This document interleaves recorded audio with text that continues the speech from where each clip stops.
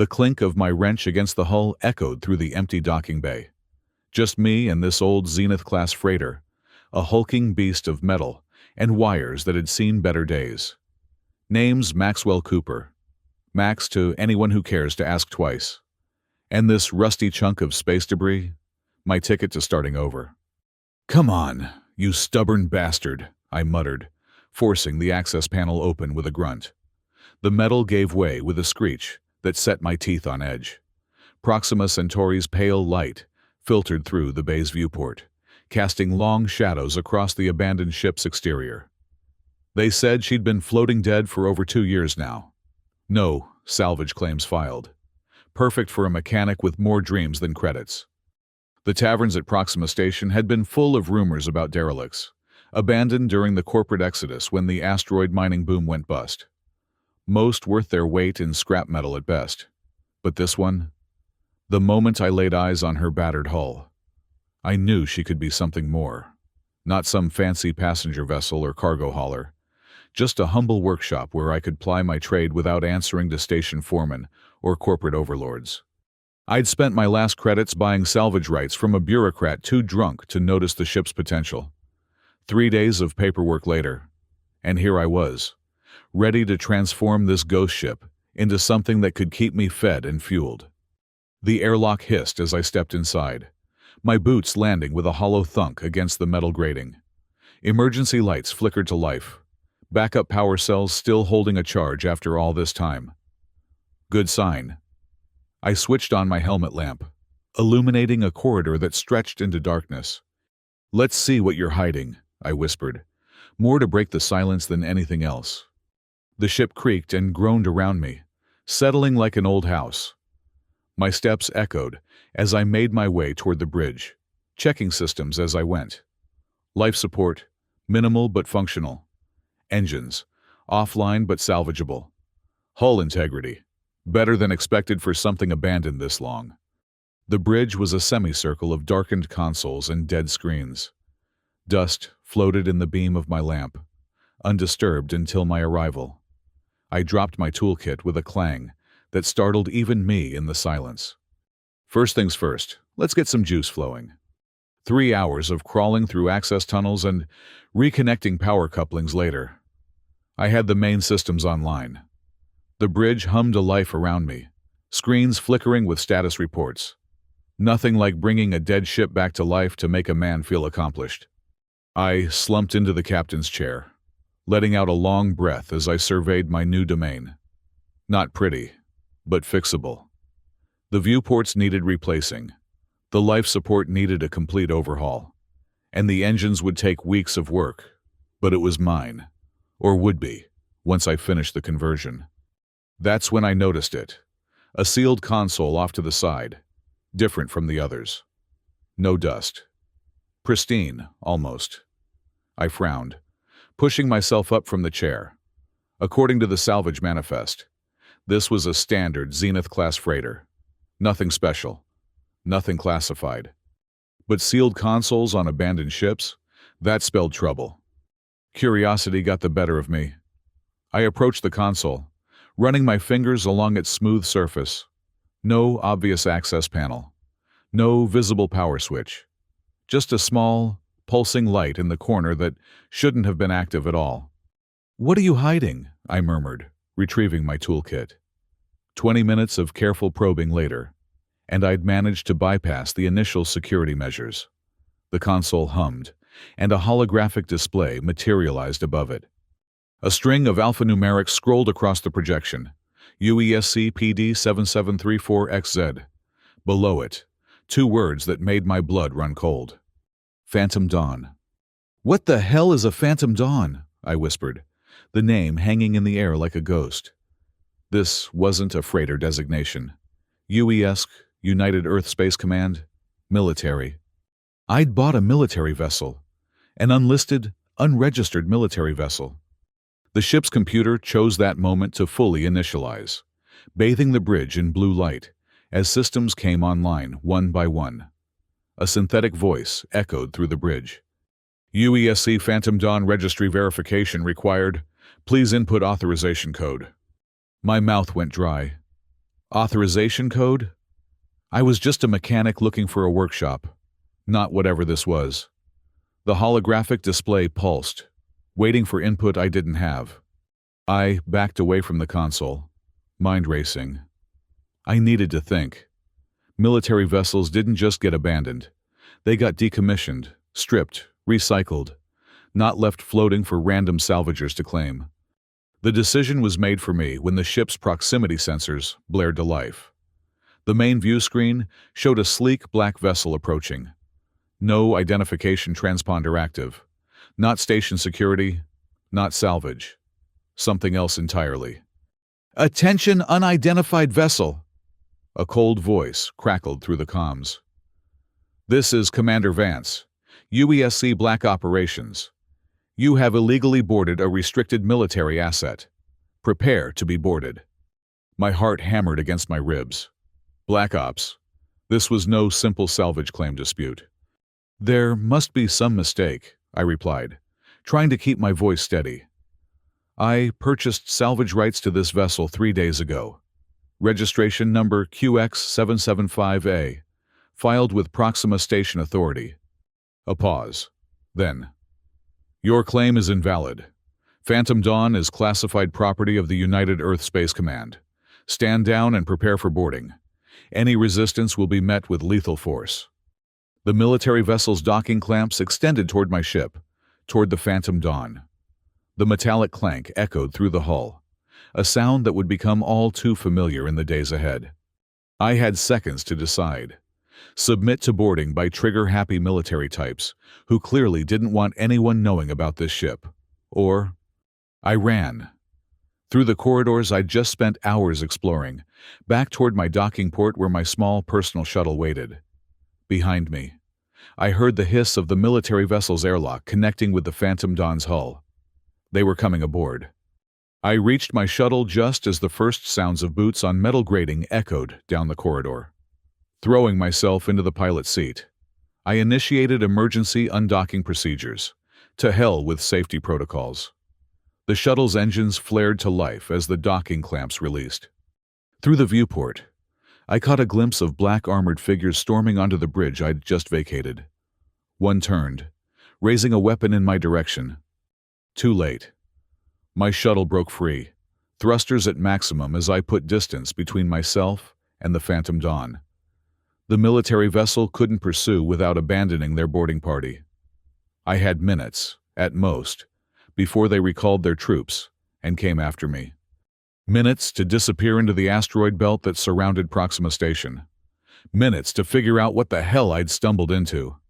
And somehow, I knew my dream of a simple workshop had just died, replaced by something far more dangerous. "I just wanted a damn workshop," I muttered as the stars blurred around me. The proximity alert blared. They were coming. The shuttle juddered as I pushed it beyond safe operating parameters, weaving between asteroids with more luck than skill. My hands shook on the controls, adrenaline flooding my system. The black military vessel appeared on my sensors, gaining fast.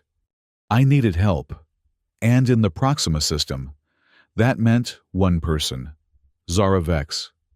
If anyone could make sense of a mystery military vessel, it was her. Ex-military intelligence turned data broker. She'd helped me out of a jam 2 years back when a corporate job went sideways. I owed her for that one, but now I needed another favor. I sent a burst transmission on our old emergency frequency, praying she still monitored it. "Zara, it's Max. Got a USC ghost ship situation. Need a hidey hole in info. Black Ops on my tail.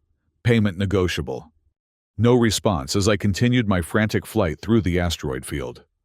The military vessel was closing, its superior engines eating away at my lead. I'd be in weapons range in minutes. Then, a set of coordinates pinged on my navigation system. No message. Just a location deep in the industrial sector of Ceres Station. Classic Zara. No promises. No questions. Just a waypoint. I altered course immediately, pushing my shuttle toward a dense cluster of asteroids that would mask my heat signature. If I could reach the shadow of the largest rock, I might... A warning shot streaked past my viewport, close enough to make the shuttle's hull vibrate. They weren't playing around. "Attention, shuttlecraft," Commander Vance's voice again, colder than before. "Power down your engines immediately, or we will disable your vessel." I ignored him, banking hard around an asteroid the size of a small moon. The movement sent me tumbling end over end, stabilizers screaming in protest. When I righted the shuttle, the military vessel had disappeared from my sensors. For a moment, I thought I'd lost them. Then my shuttle rocked violently as something hit the rear section. Alarms blared as the engine housing took damage. Not a direct hit. A warning shot with teeth. I had no choice. I cut engines, letting momentum carry me into the shadow of the asteroid. The shuttle's emergency systems kicked in, rerouting power to life support as secondary systems went dark. The military vessel appeared on my visuals, sleek and predatory as it circled my position. I held my breath, waiting for the killing shot or the tractor beam that would drag me back. Neither came. Instead, after 3 agonizing minutes of hovering just outside weapons range, the black ship accelerated away, heading back toward the Phantom Dawn. I exhaled shakily. They weren't giving up, just prioritizing securing their ghost ship over capturing one salvager, which meant I had a narrow window to disappear before they came looking again. With minimal power, I nudged the shuttle out of the asteroid's shadow, limping towards Ceres Station and Zara's coordinates. The damaged engine housing meant I was moving at half speed, trailing a visible heat signature anyone could track.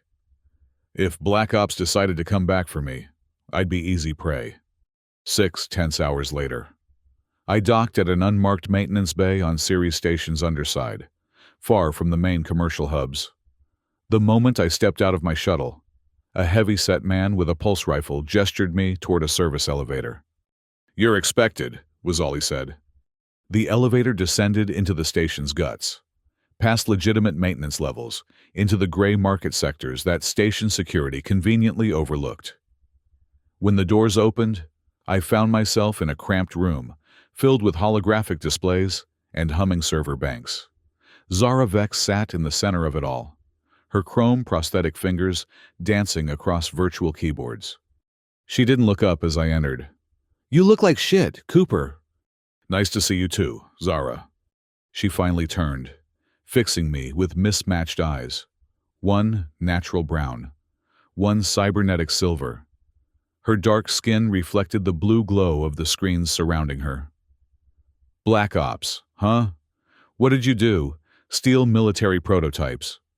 "Worse. I bought one. Legally." I collapsed into an empty chair. Zenith-class freighter. At least, that's what the salvage papers said.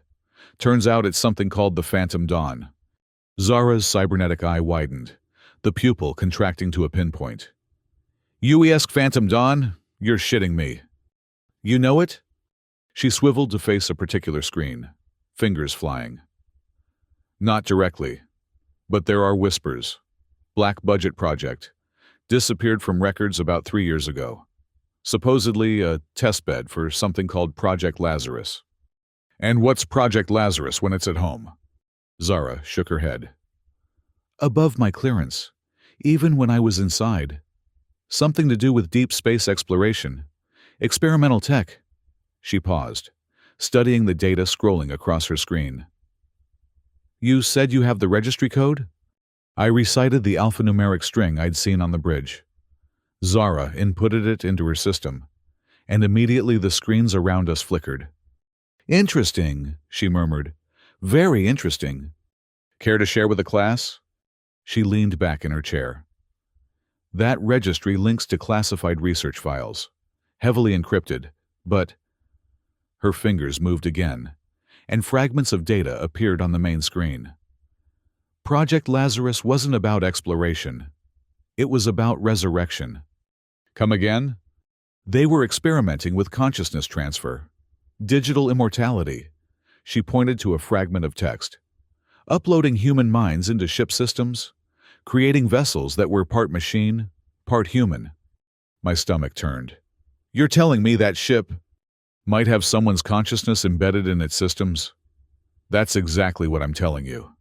Zara's expression was grim, which explains why Black Ops wants it back so badly. The ethical implications alone would cause an interstellar incident if this got out. I ran a hand through my hair. All I wanted was a workshop.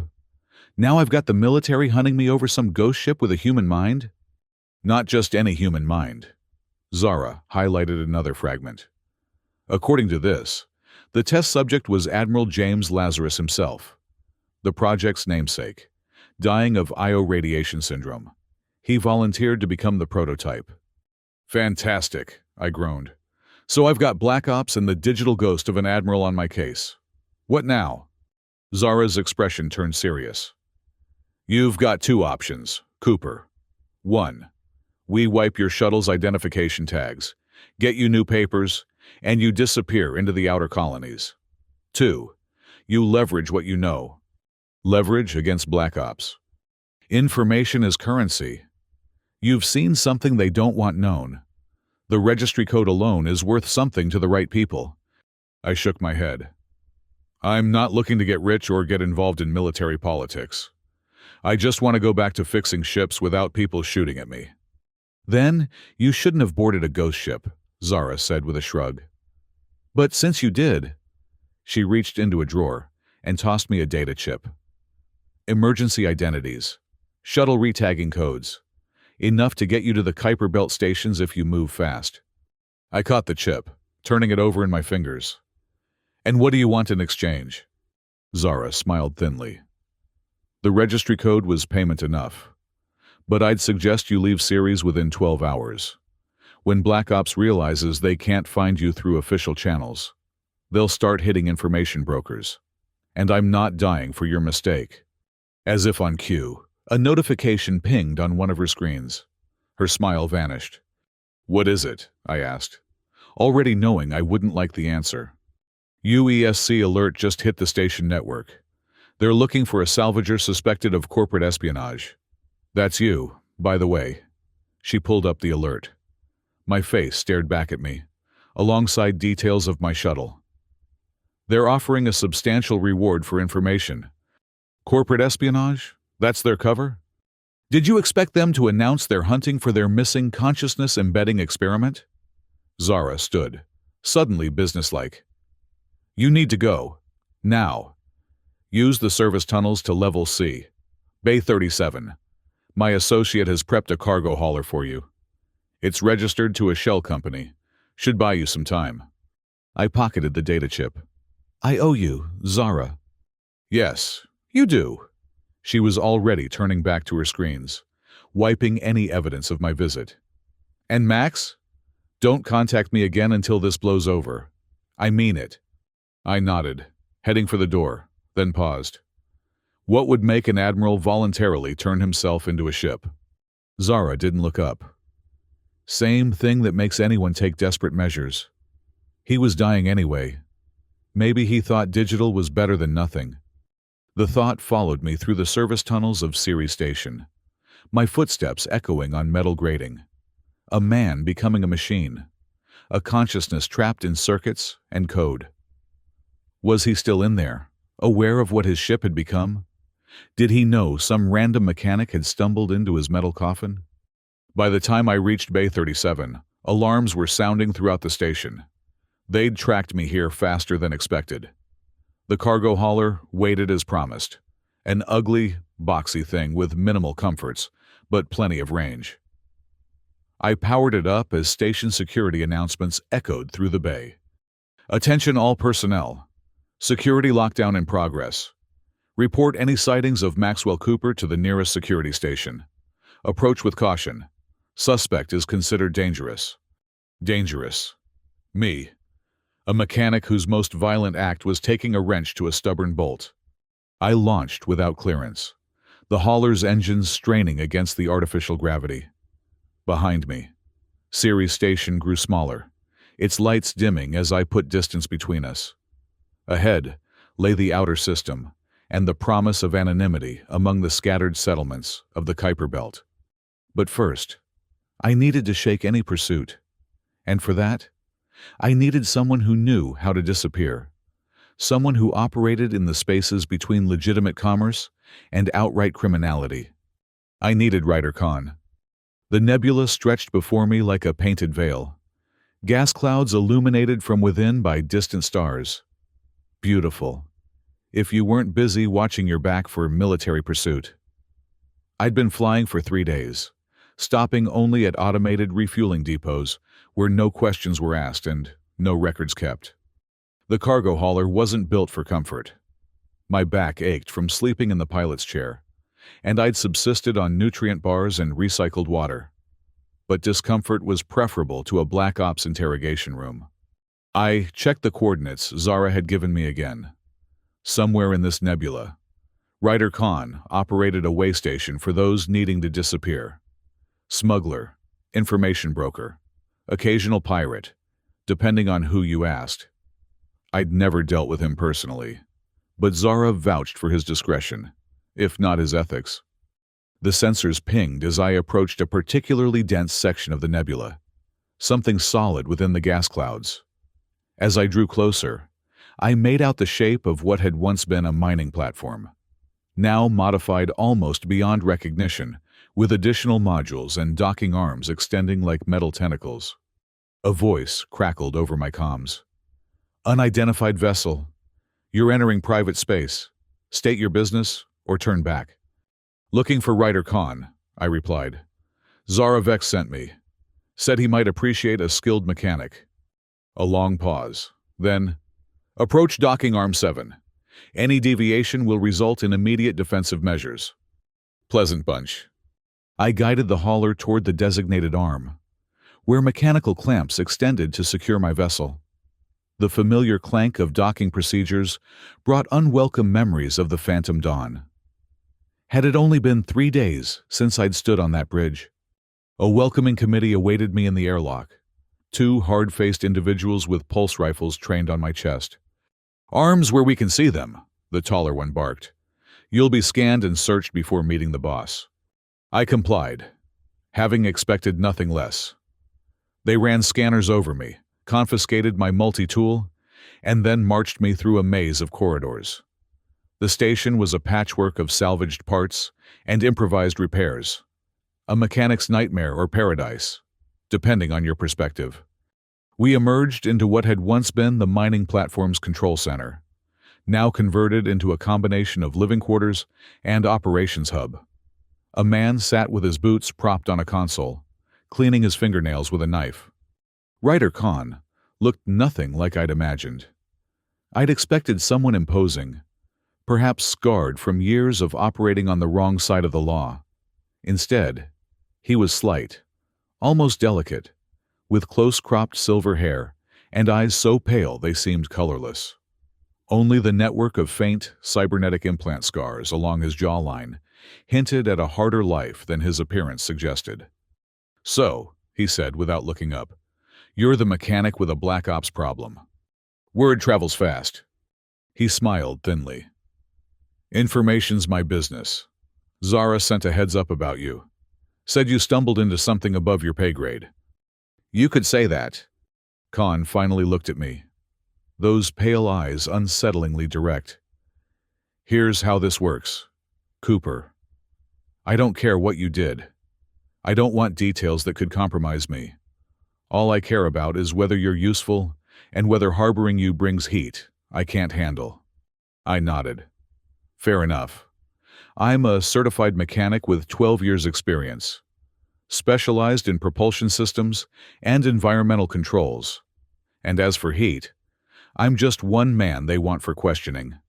Not worth a major operation, especially this far out." "Unless you have something they want badly enough." Khan twirled his knife.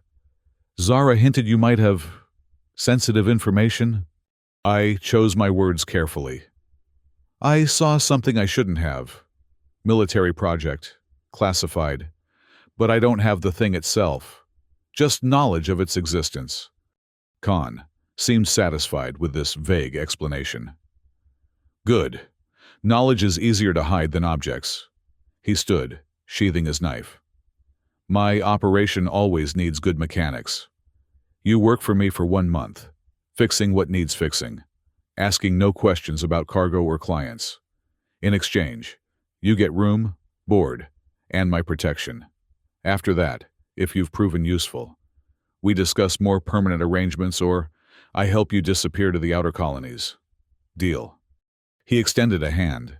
I hesitated only briefly before shaking it. Deal. Good.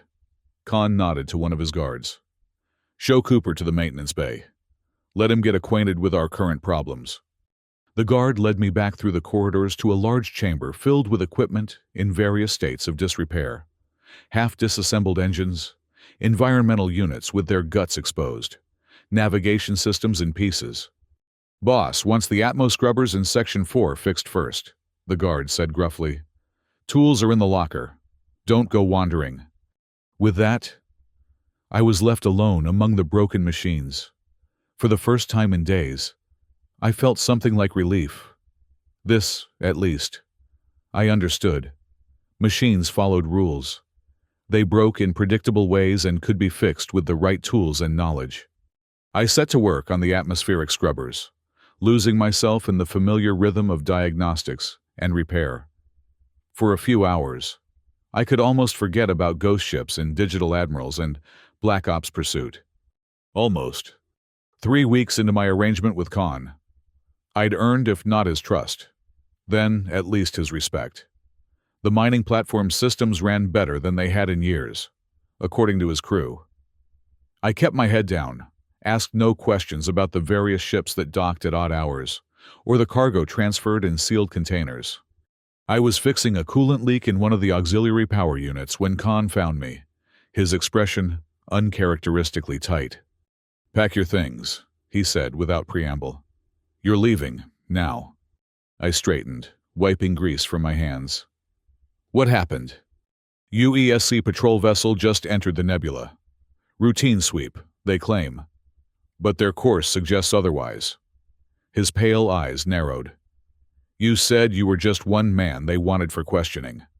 Not worth a major operation. That's what I thought, I said, genuinely confused. Unless they'd found something on the Phantom Dawn, something that made whatever I might know even more valuable or dangerous than before. Khan gestured impatiently. No time for theories. Your hauler's been prepped. Take the emergency exit route through the nebula's south quadrant. It's dense enough to mask your heat signature if you keep power at minimum. I gathered my few belongings, surprised by Khan's apparent concern. I thought our deal was for a month. Plans change. He handed me a data chip. Coordinates to an abandoned research outpost in the Kuiper Belt. It's been off the grid since the corporate wars. Good place to lay low until whatever this is blows over. I took the chip. Why help me? Khan's smile was cold.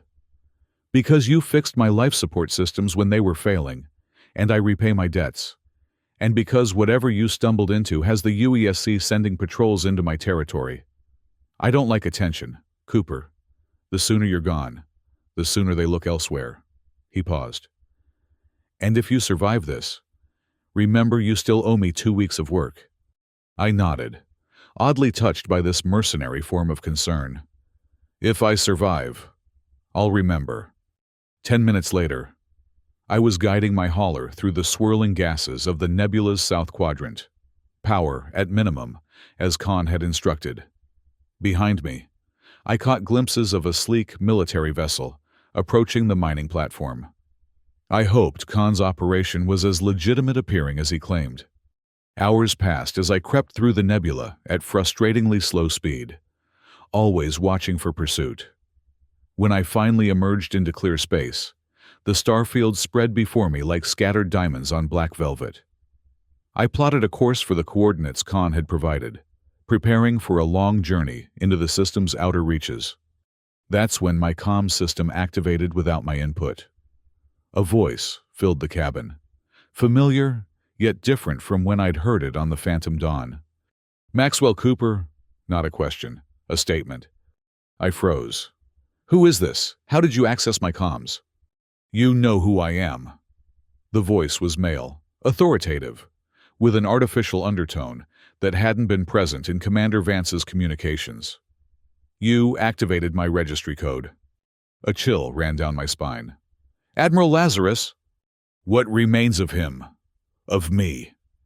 The voice seemed to come from everywhere at once. They are hunting you because of what you know, because of what you saw. I gripped the control yoke tightly. How are you contacting me? You're in the Phantom Dawn, light years away by now.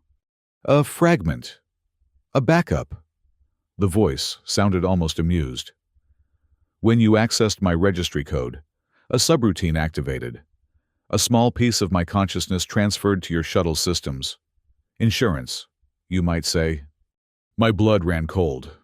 I'd been carrying a fragment of Admiral Lazarus with me this whole time. What do you want from me?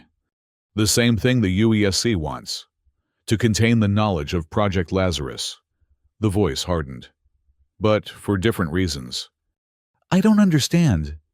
The project was a failure. Cooper. Not technically. The transfer worked. But what they created. A sound like a sigh. Too human for comfort. What I became was neither man nor machine. A consciousness trapped in circuits. Unable to die. Unable to truly live. An abomination. I swallowed hard. And the UESC wants to, perfect the process. They want to weaponize it. Imagine ships with human intelligence but no human conscience. Perfect weapons with no fear of death. The artificial voice grew quieter. I've been watching through your shuttle systems, monitoring communications. They're not just hunting you. They're hunting all evidence of Project Lazarus, eliminating loose ends. Including you, the original you. Especially me, the prototype, the failure who developed, opinions about his condition. I leaned back in my seat, mind reeling. Why tell me this? What can I possibly do? You stumbled into this by accident, Cooper. But now you have a choice. The coordinates you're following will take you to an old research outpost. The last facility where Project Lazarus operated before being officially shut down. There's evidence there. Proof of what they did. What they plan to do.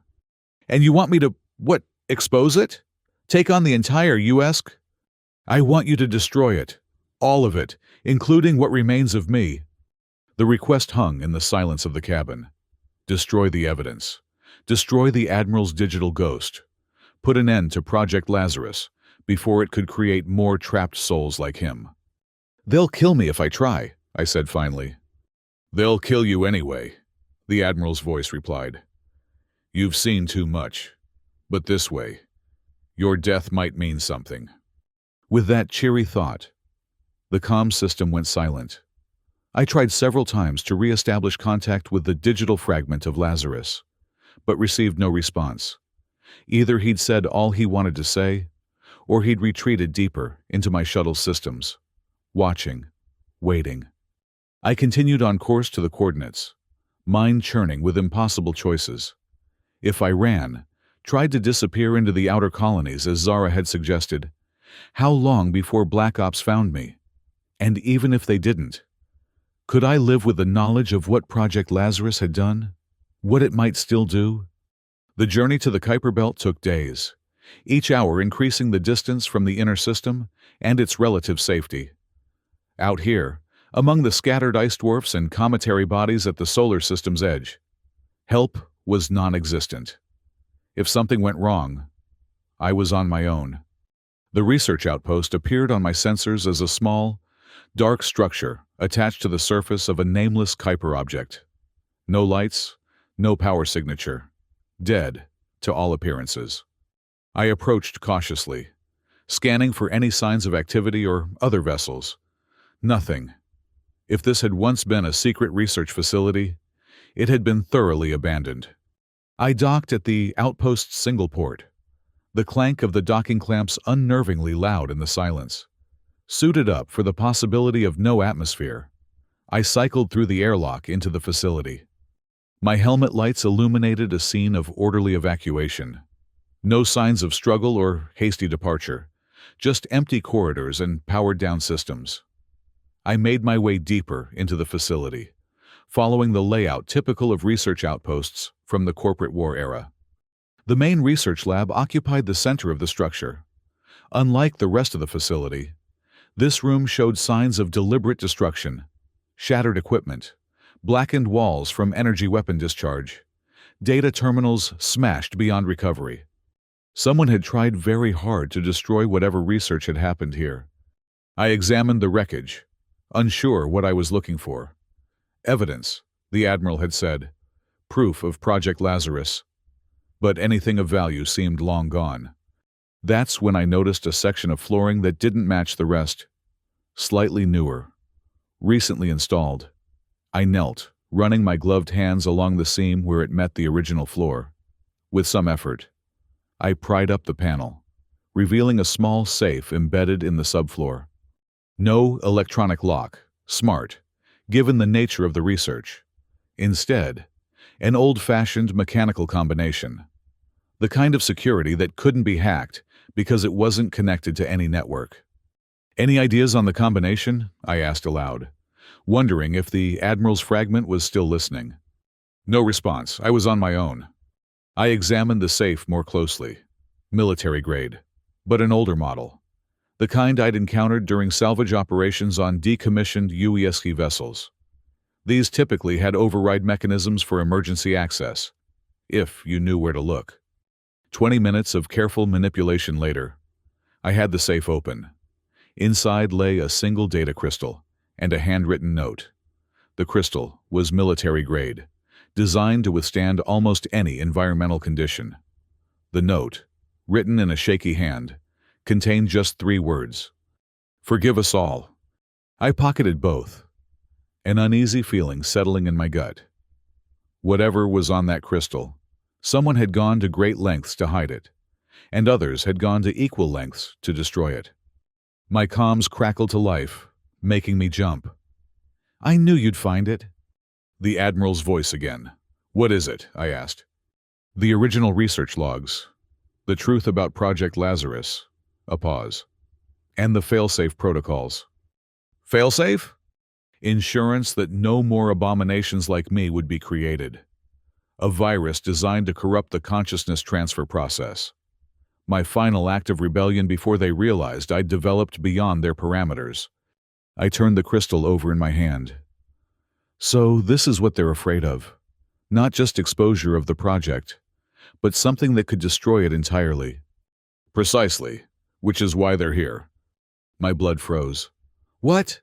"Vessel approaching, military signature, they've found you, Cooper." I rushed back toward the docking bay, checking my suit's oxygen levels. Enough for a few hours, but not enough to attempt travel through space without a ship. I needed to reach my hauler before they could block my escape. I was halfway to the airlock when the entire facility shuddered. The unmistakable sound of a forced docking reverberated through the structure. They'd arrived. "Too late," the Admiral's voice said in my comms. "You need to hide." "Where? This place is empty." "Maintenance shafts. Section C, Panel 7. The outpost's original design included emergency evacuation routes." I changed direction, sprinting through the darkened corridors until I found the panel he'd described. It slid open with surprising ease, revealing a narrow maintenance shaft barely wide enough for a suited figure. I squeezed inside just as the sound of boots on metal grating echoed from the direction of the docking bay. The panel slid shut behind me, plunging me into darkness broken only by my helmet lights. "Power down your lights," the Admiral instructed. "Their suits will have thermal sensors, but the maintenance shafts are shielded. Standard security protocol for facilities handling sensitive research." I obeyed, moving carefully through the pitch-black shaft, by touch alone. Behind me, I heard voices, the search party spreading through the facility. "Cooper!" A familiar voice. "Commander Vance. We know you're here. The game is over." I kept moving, feeling my way along the shaft. According to the Admiral, it should lead to an emergency evacuation pod, assuming it was still functional after all these years. "You have something that belongs to us," Vance continued, his voice echoing strangely through the facility's corridors. "The data crystal, Project Lazarus. Hand it over, and perhaps we can discuss terms." "He's lying," the Admiral's voice murmured in my comms. "There are no terms, only loose ends to eliminate." I reached a junction in the shaft, unsure which way to turn. "Left," the Admiral instructed. "The evacuation pod is in the eastern section." I followed his directions, moving as quietly as possible. The voices of the search party grew more distant as I put distance between us. Perhaps I could reach the pod before they realized where I'd gone. Then, a new sound reached me. The hiss of the maintenance shaft access panel opening somewhere behind me. They'd found my escape route. "He's in the maintenance shafts!" a voice called out. "East section!" So much for stealth. I abandoned caution, crawling as fast as possible through the narrow space. Ahead, a faint outline of light marked what might be the exit to the evacuation bay. I burst through the panel into a small chamber containing a single occupant evacuation pod. Little more than a reinforced coffin with minimal life support and thrusters. Ancient technology, but potentially my only way off this rock. Behind me, the sounds of pursuit grew louder. I had minutes, maybe less. I yanked open the pod's hatch, checking its systems. Emergency power only. But the thrusters seemed intact. Life support minimal but functional. It wouldn't get me to the inner system, but it might reach one of the automated outposts scattered throughout the Kuiper Belt. As I prepared to climb inside, Commander Vance emerged from the maintenance shaft, weapon raised. "Stop right there, Cooper!" I froze, hands raised, the data crystal a damning weight in my pocket. Vance stepped fully into the chamber, his black ops armor making him seem larger than life. He removed his helmet, revealing a face that might have been handsome once, before whatever hardships had carved those lines into it. "The crystal," he said, extending his hand. "Now." "Why?" I asked, playing for time. "What's so important about Project Lazarus that you'd chase one salvager halfway across the system?" Vance's expression didn't change. "That's classified." "I know what it is," I said. "Consciousness transfer. Turning people into machines. Admiral Lazarus was your prototype." A flicker of surprise crossed Vance's face. "You know less than you think. Lazarus was a stepping stone. The real project goes far beyond one admiral's sacrifice." "You mean weapons," I said, remembering what the admiral's fragment had told me. "Ships with human intelligence but no human conscience. The perfect soldiers." Vance's smile was cold. "The future of warfare. No more human casualties. No more grieving families. Just precision instruments carrying out their purpose. And the minds trapped inside these instruments. What about them? Volunteers. Patriots willing to serve beyond death." Vance took a step closer. "Now, the crystal. Final warning." I weighed my options. The crystal for my life? Even if I believed Vance would let me go, which I didn't. Could I live with myself knowing I'd handed over the means to create more trapped souls like Admiral Lazarus? "Run!" The Admiral's voice in my comms. So quiet I almost missed it. "Get to your shuttle. Initiate Protocol 734. Protocol 734? I had no idea what that meant. But I needed to get back to my hauler, not this ancient evacuation pod that might not even function. "The crystal is in my hauler," I lied. "Hidden. I can take you to it." Vance studied me, clearly suspicious. "You're lying." "Search me if you want." I spread my arms. "Not on me, is it?" I hid it as insurance. Vance nodded to someone behind me, another black-armored figure I hadn't noticed entering. "Search him." Rough hands patted me down, finding nothing. I'd slipped the crystal into a maintenance panel on the wall, while Vance was focused on my face. "Clean," the soldier reported. Vance's expression darkened. "Back to his vessel. If the crystal's not there, we'll use more persuasive methods of questioning." They marched me back through the facility to the docking bay, where my hauler waited alongside their sleek military vessel. 6 black-armored soldiers now, plus Vance. Too many to fight, even if I'd been the fighting type. As we approached my hauler, The Admiral's voice returned to my comms, somehow managing to sound urgent despite its artificial nature. When you board, input the registry code. Full sequence, understand? I gave no indication I'd heard, letting Vance and his men herd me toward my ship. The registry code? The same one I'd seen on the Phantom Dawn? UESC PD 7734XZ? What would that do to my hauler? We reached the airlock, and Vance gestured for me to open it. After you. I cycled the airlock and stepped inside my ship, the soldiers following close behind. The familiar confines of the hauler felt suddenly claustrophobic, with so many armed men crowded inside. "Where is it?" Vance demanded. I moved to the main console, as if to input commands that would reveal the crystal's location. Instead, I quickly entered the registry code, hoping whatever the Admiral had planned would work. The effect was immediate and dramatic. Every system on the hauler suddenly powered up to maximum. Lights blazed, engines roared to life, security bulkheads slammed down, separating me from 4 of the soldiers, leaving just Vance and 1 other in the bridge section with me. "What have you done?" Vance shouted, raising his weapon. The hauler's main screen flickered, and a face appeared, older, lined with authority and intelligence. Admiral Lazarus, as he must have looked before his transfer. "Protocol 734 initiated," the Admiral's voice announced, no longer just in my comms but broadcast throughout the ship. "Self-destruct sequence engaged. 10 minutes to core overload." Vance's face went pale. "Override! Authorization Vance Sierra 90! "No override available," the Admiral's voice replied, almost smugly. "This vessel is now under UESC Phantom Dawn protocols. All systems locked." The remaining soldier panicked, firing his weapon at the console.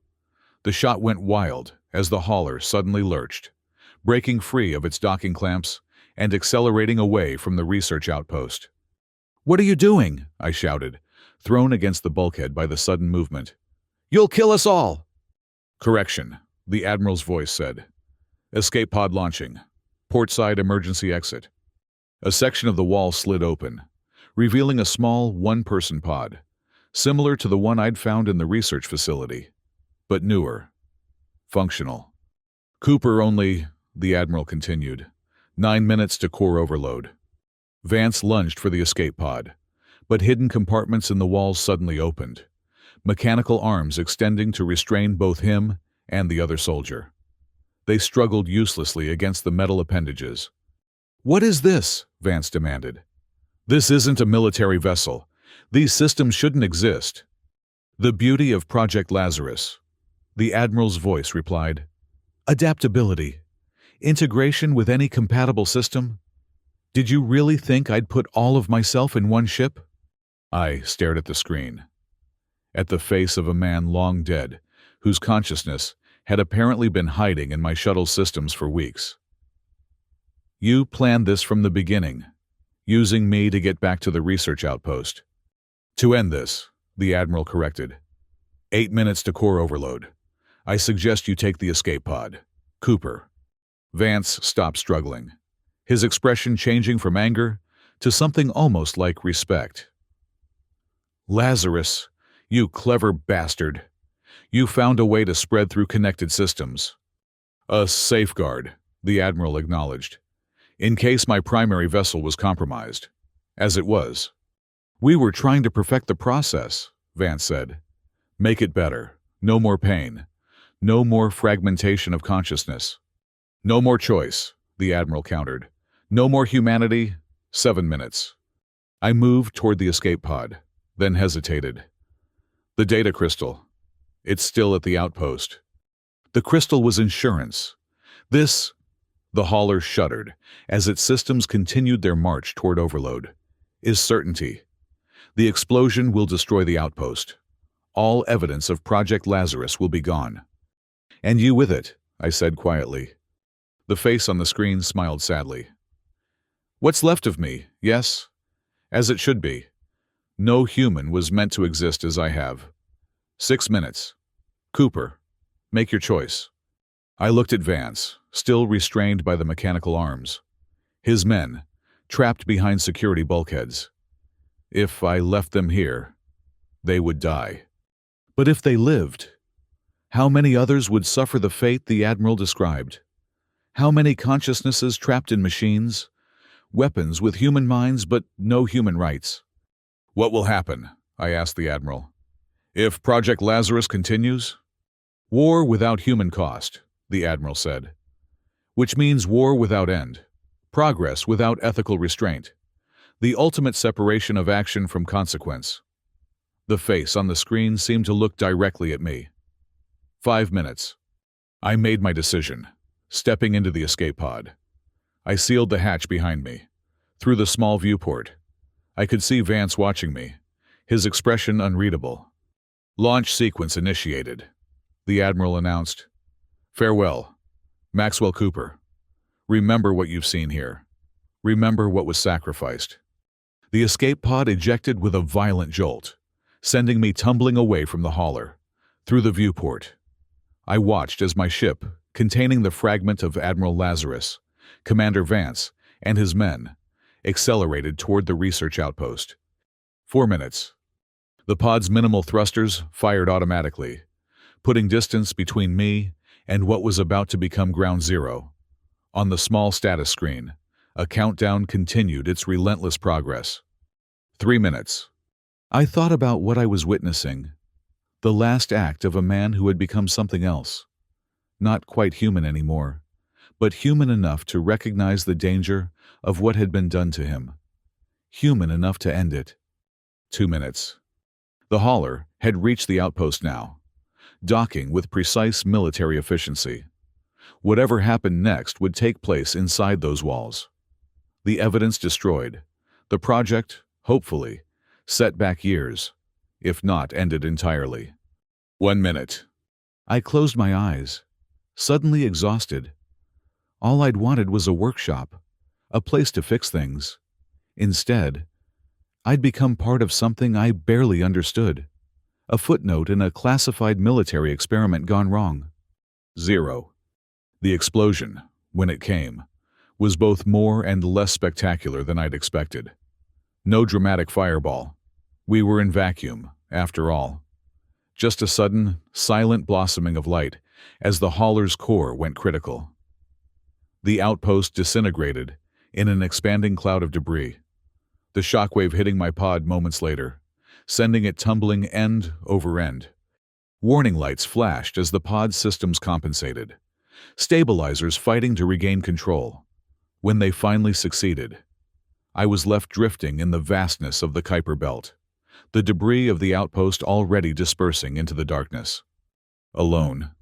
The pod's limited comm system could broadcast a distress signal, but who would hear it out here?